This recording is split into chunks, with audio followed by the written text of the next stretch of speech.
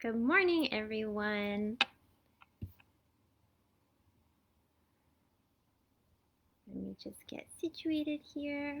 Okay, so my name is Nicole, and I'm the parent support worker for the Niagara Catholic District School Board EarlyON Child and Family Center.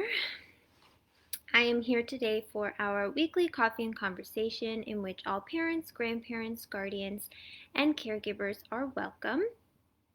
Our program topics revolve around ensuring you feel well, confident, and present in your parenting and caregiving role. As always, if you are unable to sit with me now, you are welcome to warm up your coffee and sit with me at a later time. We now also post all of our video content on our YouTube channel as well, so be sure to subscribe to that channel to stay up to date with our videos. This week will be a shorter conversation, so we'll have to drink our coffee fast. I will be providing you with a recap of the past 5 weeks together. It's hard for me to believe that we've already had 5 coffee and conversations since my Get to Know Me interview with Donna. I am so thrilled to be in a position to hopefully cultivate a space in which you feel welcome and comfortable learning. Our first 5 weeks made connections between you and your minis learning. One goal that we have here at the EarlyON Center is to positively enhance your child's health, physical, and emotional well-being, learning, and development, of course.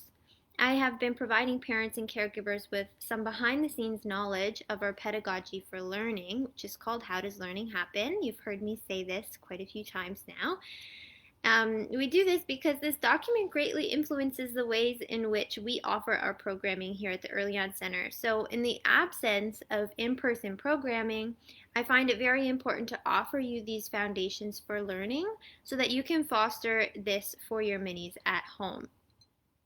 You know now more than ever that you have a grand influence on your child's development because of their unfortunate lack of connection with other children and families.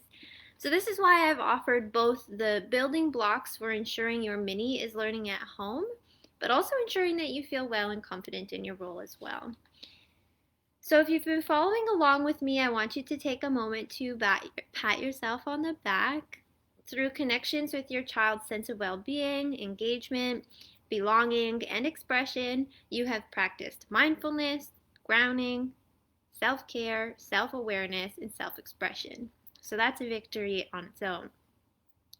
In our conversation about mindfulness, you would have practiced a breathing sequence with me to kickstart our journey. You were able to recognize the importance of living in the present moment and disengaging those emotions when necessary. And when I left you, I gave you some ideas of mindfulness that you could practice with your mini to ensure positive well-being for both of you. In our conversation about grounding, you were able to recognize your monkey mind and accept that your thoughts might jump around when trying to be mindful. And then you learned how to refocus your attention to the very moment you found yourself in. Then you, and hopefully your child too, practice grounding by noticing your surroundings through utilization of your 5 senses. So giving you a moment to refocus your attention to that environment. You learned that grounding ourselves and our children in nature connects to our foundation for learning called engagement. And that ensures our minis can focus in the moment, and that will help them make meaning of the world around them. And then you were given some strategies to help your mini also become grounded when experiencing distress.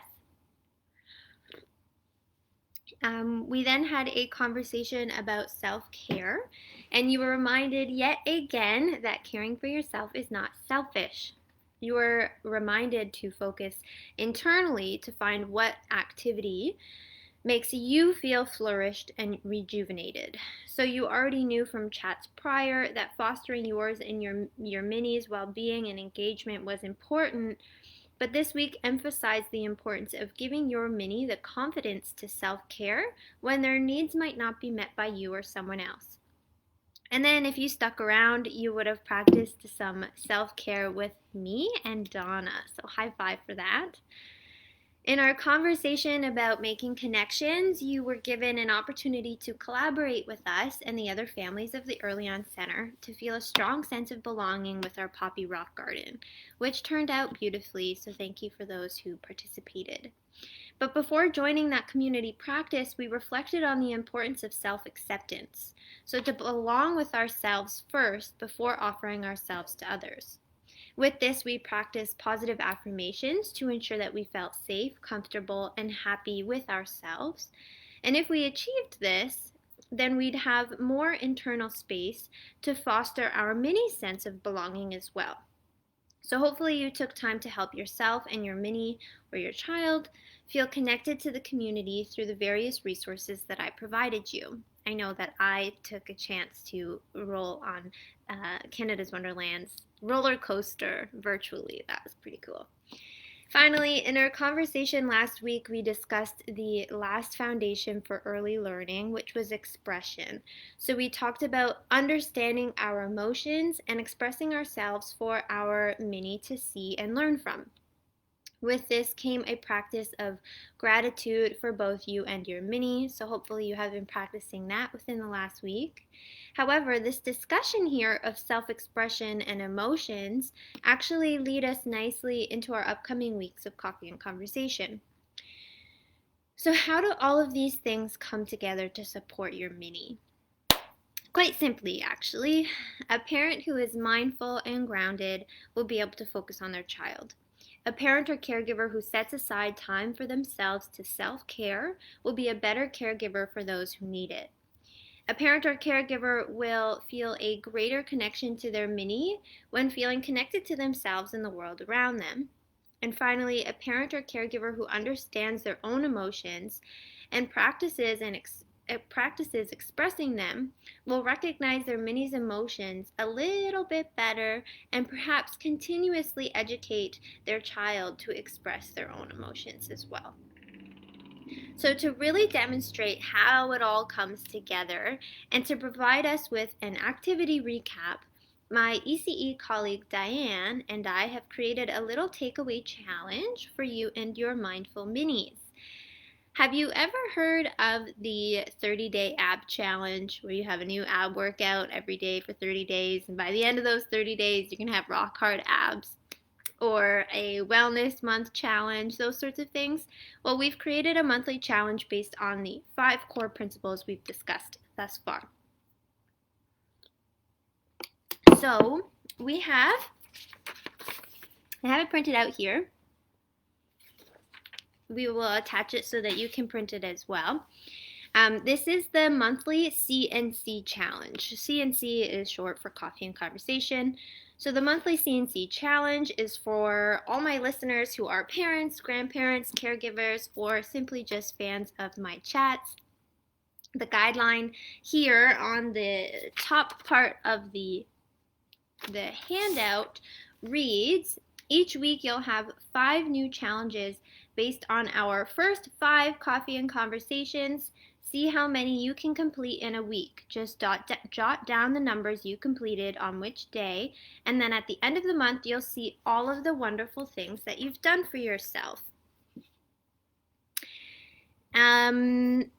So all number 1s on that sheet relate to mindfulness, which was our first week.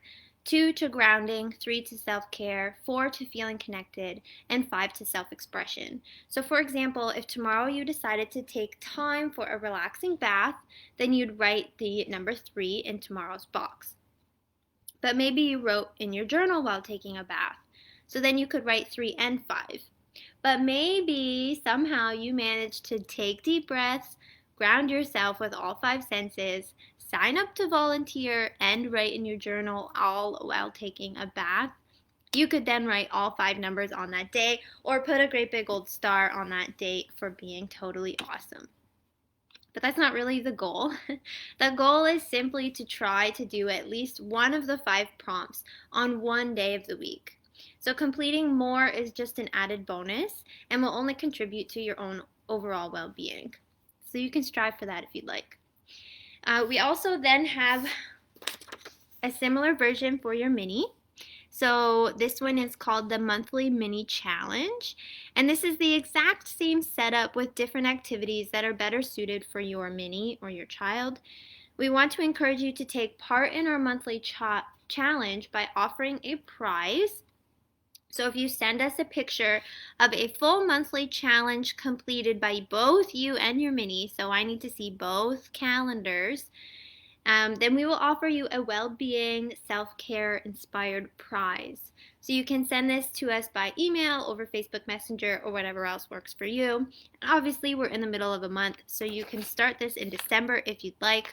We'll keep an eye out for those families who are sending us completed calendars so that they can reap the benefits.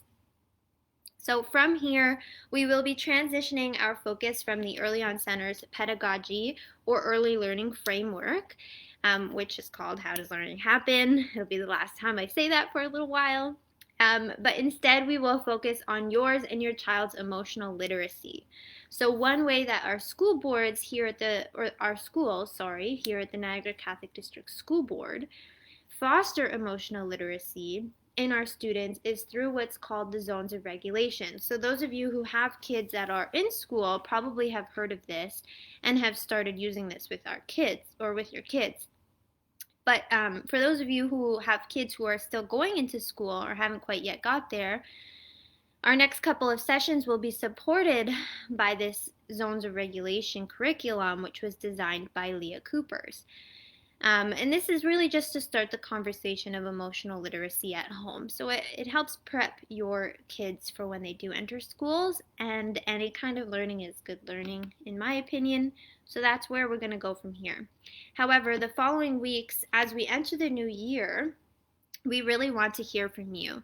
So you can expect a call or an email from us in the next couple of weeks as we reflect on our programs offered and aim to create new activities that you actually want and you actually enjoy. So we want to give you a chance to share your ideas and thoughts with us to sort of co-design our program in the new year. So if you have not attended our program before COVID, and therefore have not given us your number or email, but want to be included in this survey, please reach out to us and send us your information. We would be happy to get these surveys out as far and wide as possible so that we can curate the very best program that we possibly can. So as always, let's work together and support each other. All comments and suggestions are welcome and encouraged. I hope that you enjoy the rest of your week, and we will talk to you soon. Bye for now.